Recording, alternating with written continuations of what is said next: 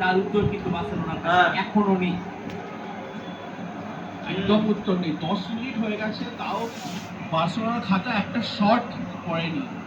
গোলটার পরে আমরা ভাবলাম একটা উত্তর আসবে, একটা রেসপন্স ইভি একটুখানি বোতল বলতে হয়েছে। আমরা যে ফুটবল পার্লান্সে বলি প্যাসেঞ্জার, মানে বল পায়ে আসেনি, ছুঁয়নি।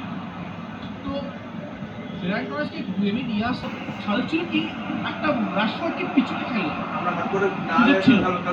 কিন্তু এই যে বার্সেলোনার বারবার লাস্ট পাসটা এত ইনঅ্যাকিউরেট হবে, মানে সেটা আমার মনে হয় হ্যান্সিফ্লিকও ভাবতে পারবে, কিংবা মার্কাস শট যে অ্যাসিস্ট্যান্ট আবার একটা শট নিল।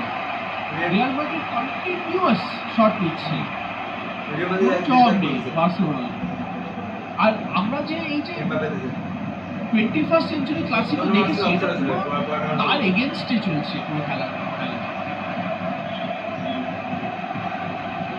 এখানে যদি কিলিয়ান এমবাপ্পে আউটসাইড ডজটা করতেন, বলটা স্টপ করে একটা রিভার্স টার্ন করে শটটা নিতেন, বাপায় শটটা রাখতেন, যদিও তার উইক ফুট, তাহলেও কিন্তু চান্সটা অনেক বেটার হতো।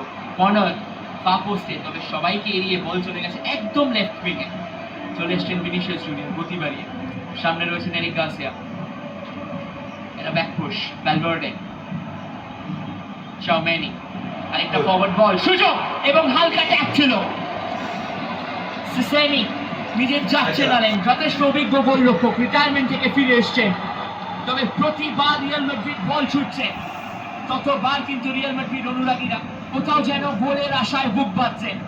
তবে এবার সিসেনি বাদ সাধলেন, তবে কর্নার, আরেকটা সেট পিস মাদ্রিদের অনুকূলে।